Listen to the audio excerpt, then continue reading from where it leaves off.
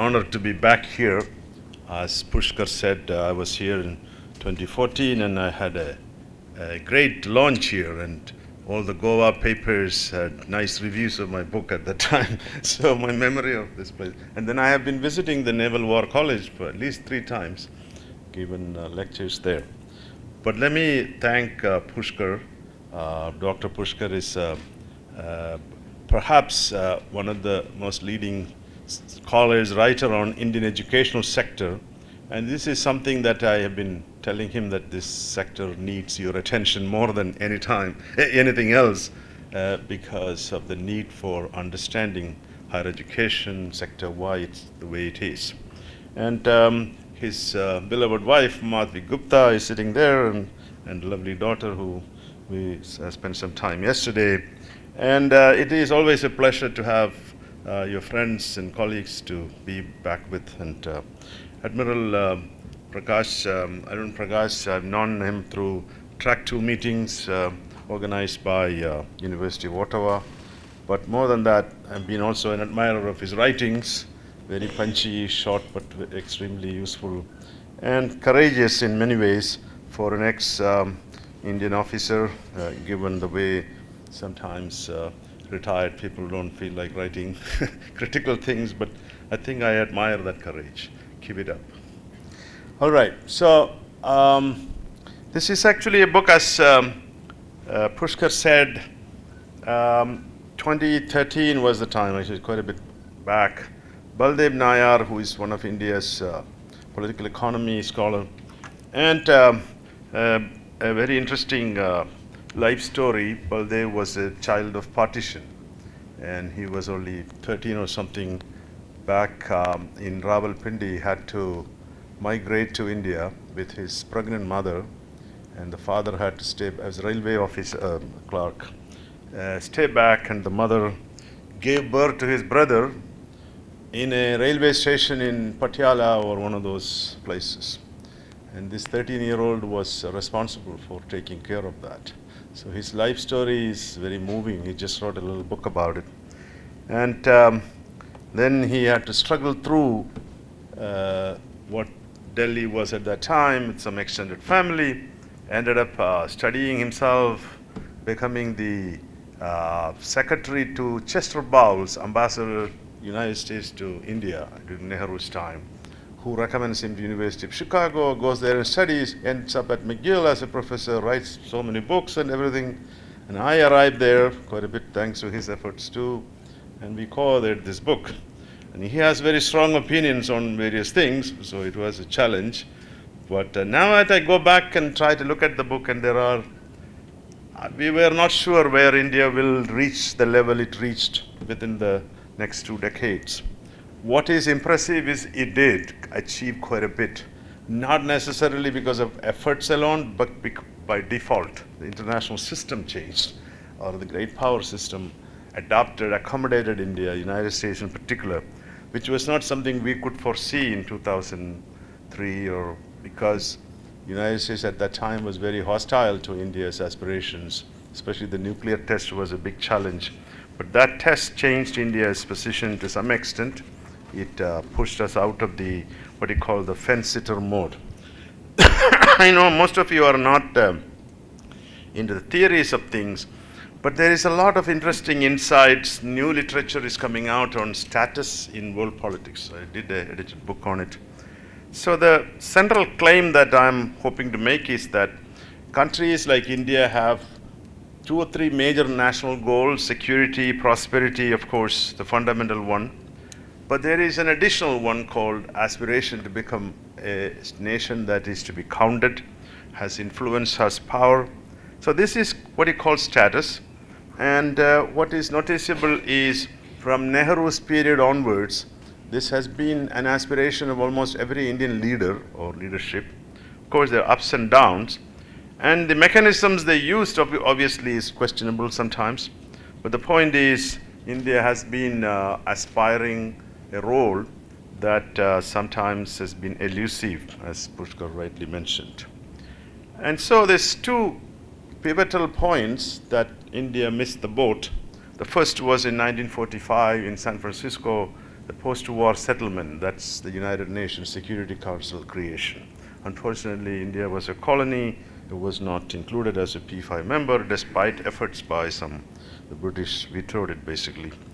The end of the Cold War, the other time was 1968 when the Nuclear Non-Proliferation Treaty came into being, accepting the 5 permanent members as legitimate nuclear weapon states, everybody else non-legitimate. So India was the #1 challenger to it, and that was driven by status consideration, that it didn't want to be permanently treated as an underclass power, that it has to be a great power or a major power.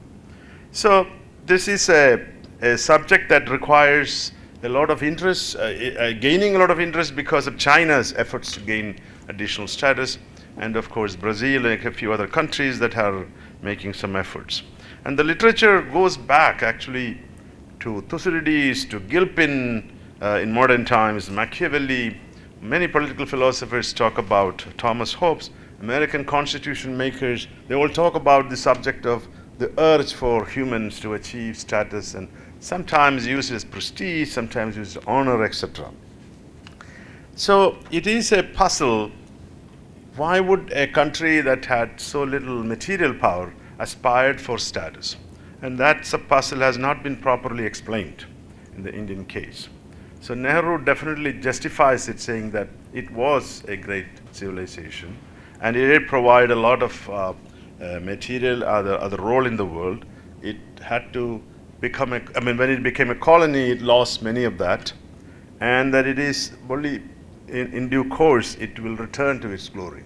And the current government, I'm sure, is saying the same thing in a different manner, but that's also very clear that somehow India is bound to get there, for the very markers, very parameters that are relevant to a great power is there. That's the argument. So let me define what is a great power, what is status. Status, at least we define, is collective beliefs about a given state's ranking on valued attributes such as wealth, coercive capabilities, demographic position, socio-political organization, and diplomatic clout. So imagine the first word is collective beliefs. It is not what you believe about yourself, it is what others believe of you. So it's almost like beauty. Beauty is in the eye of the beholder. Although Christina Aguilera has this famous song, "I am beautiful," which is good for your own satisfaction, but other persons have to accept it, that you are beautiful or you have a higher status, because it's a socio-psychological concept. It is not just out of some markers, and it is a very difficult thing to achieve. Why? People who have status, already got status, won't let you in. It's a very difficult thing to achieve for a newcomer. Newcomers sometimes had to fight wars. So Graham Allison has a new book called Thucydides' Trap. The argument is that out of 14 great power transformations, only 4 happened without war.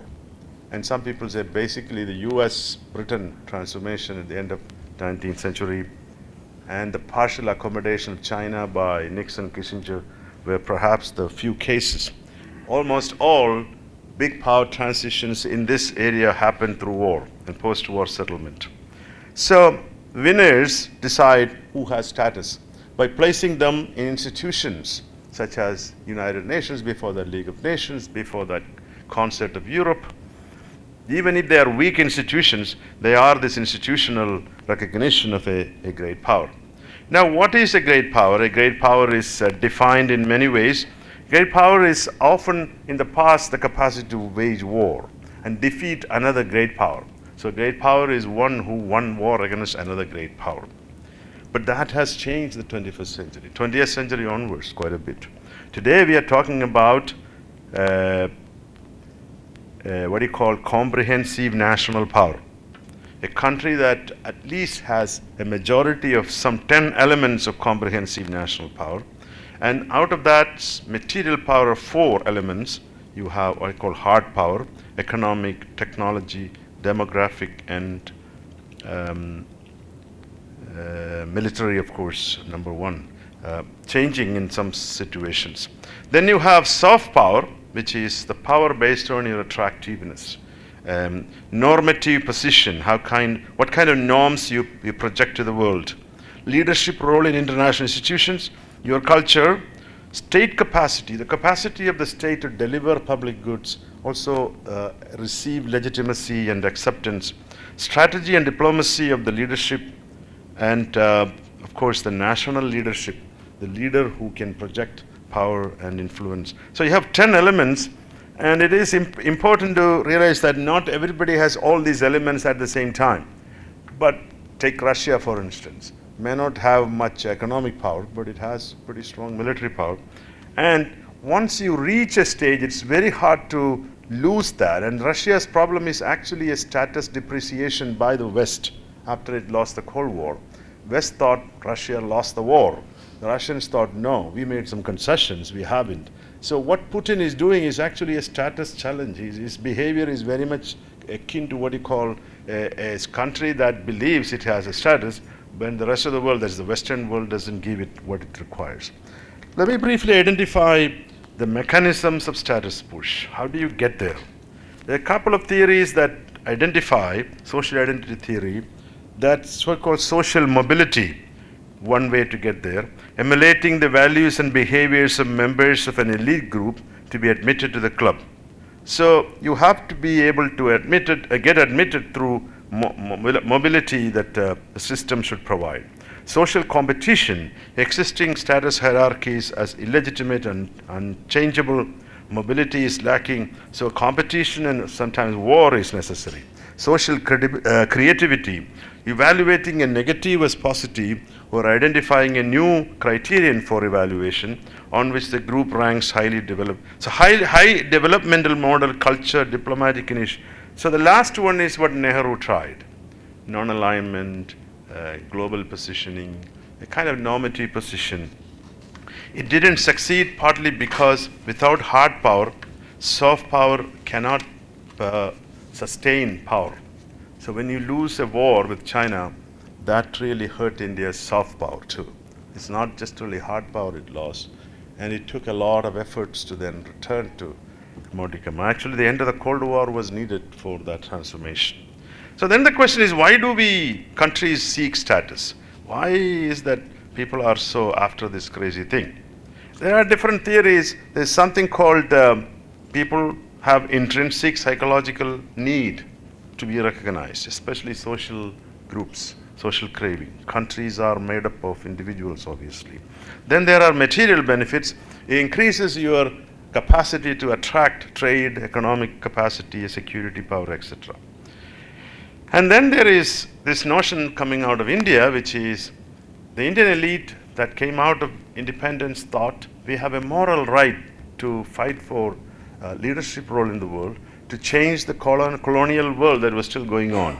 And so that is not included in many Western theories, this kind of a desire to be not purely out of self-interest alone, but to help others, because we had to struggle and the others have to go that role.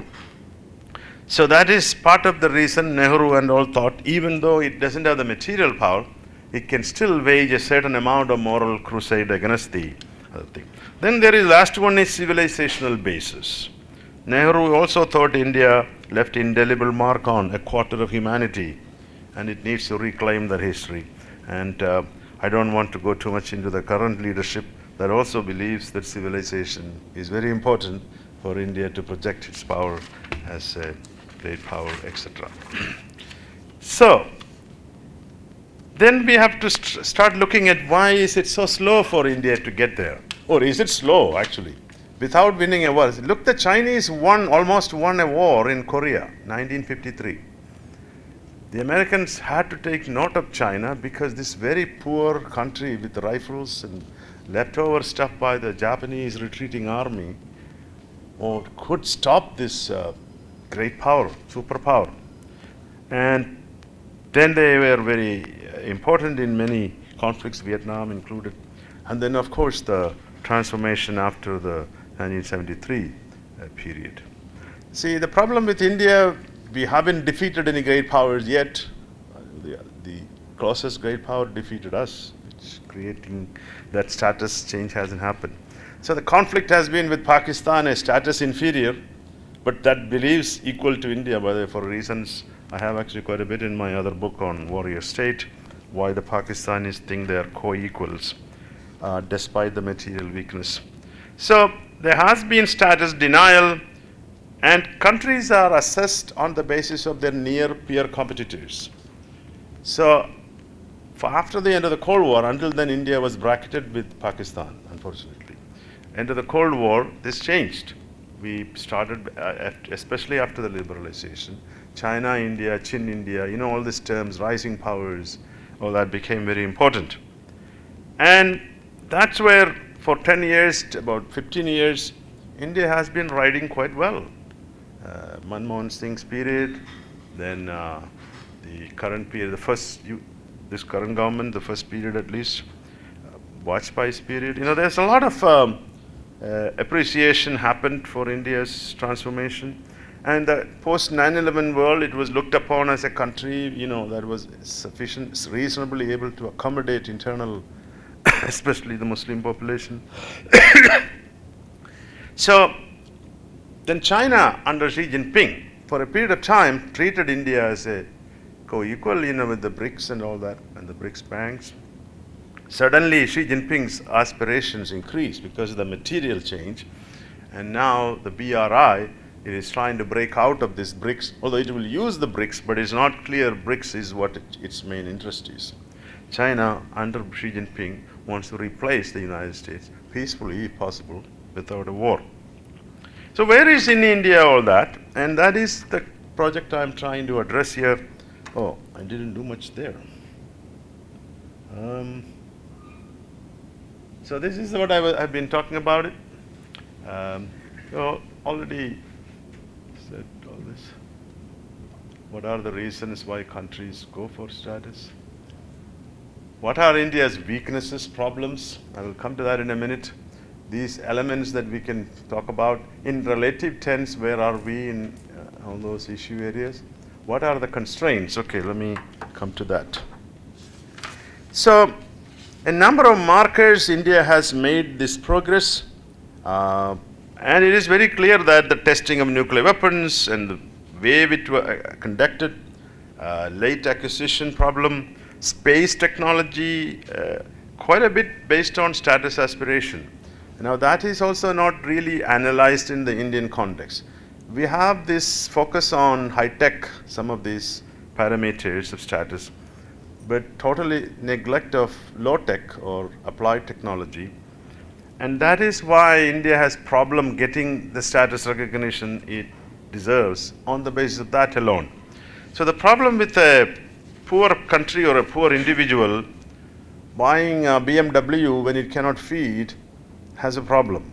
Okay, that's called conspicuous consumption, and that is where Indian elite sometimes ignore that fact. I mean, it's a good domestic vote catcher. So, but the scientists also seem to ignore that you need to have all elements of scientific advancement, technology, including your road construction, your garbage collection. You know, the things, applied things that are needed. So anyway, let me try to conclude by saying that the constraints and opportunities, mostly with great powers, have been changing with the United States, changing India seriously up to a point. And of course, other great powers too, European states. So balance of power considerations have become very important after China's push, and where India is considered as a pivotal state or a bridge state or a state that could play a swing state, some call it, important role. But India is reluctant to form military coalitions, so it's playing what you call soft balancing to some extent. And emerging Asia Pacific has a lot of opportunities for India. Other constraints are obviously the regional constraints. That is suddenly changing, unfortunately, with the Pakistan equation, Kashmir. Then your weaker neighbors, smaller states, have a lot more agency today because of China's arrival. So there was a time when India had probably more status, because although it was never recognized as a hegemonic power, but that is changing dramatically because of China's intrusion. after a long period of absence. Then there is perceptual issues, how India is viewed, world image, sometimes difficult to change, governance challenges, etc. So to conclude, why this transmission belt problem? Why is status not coming easily, although, as I said, quite a bit has happened? And I think the problem, this is where a comparison with China would help. Chinese Communist Party tells its people at village level to state level, municipality level, all, you have to perform. Why do you have to perform? For China's great power status, to become this great global power. So it's not just purely for material reasons your performance matters. And I don't know whether that has happened in India. The elite at the top level, the prime minister level and all, are very much, even military and all, are very much into this subject up to a point. But the lower bureaucratic political class across national, state, municipal, panchayat, are they driven by this great hope for making this country a great power, a great, or they have a vision which may be not consistent with what we can call a great power. And this is what is need education and training to the lower rank official. So if he or she is sitting on a file, doesn't move it, it is slowing down India's great power positioning. And this is something that we need to address. So that's where the weak state syndrome, a state that can provide collective goods, whether it is able to offer that collective goods with a legitimate mission is. And the absence of a developmental state approach, human development in particular, or slowly coming there.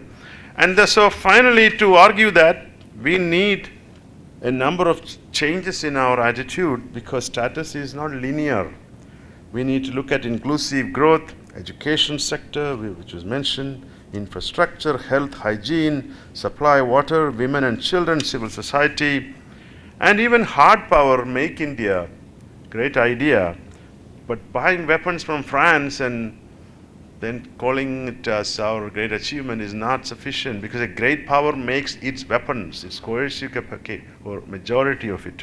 Economic capability, numbers are good, but then whether it is so vulnerable to so many of these pressures, and there's a great potential for stagflation, which doesn't go very well.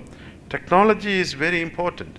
I'm curious to know from what kind of technology India has put the efforts into it, not simply IT alone. And then the demographic dividend that we have been talking about, and it's very connected to education. So India is definitely made progress in 2 decades. The US accommodation, very important. East Asian states have started to look at it. As a quasi-great power, it is emerging, but raw indicators matter. Its peaceful integration is possible, even though it may take time because of systemic changes. But I will leave with a thought about the internal divisions that we are witnessing today, whether it is going to help India's great power status. Some may think it may, but my fear is that there are very few takers outside, very narrow groups around the world, for an India that is divided or internally going a different route. I won't go too much into it, since I don't want to interfere in political areas at this point. But this book is, I hope to tell and give some ideas to some of our elite thinkers in particular, that it is not that simple to get the position you deserve. You need to make certain changes, and sometimes that doesn't happen because of domestic politics or individual belief systems, which may be not always contemporary in many sense. Let me stop there and we can have conversation. I'm sure you have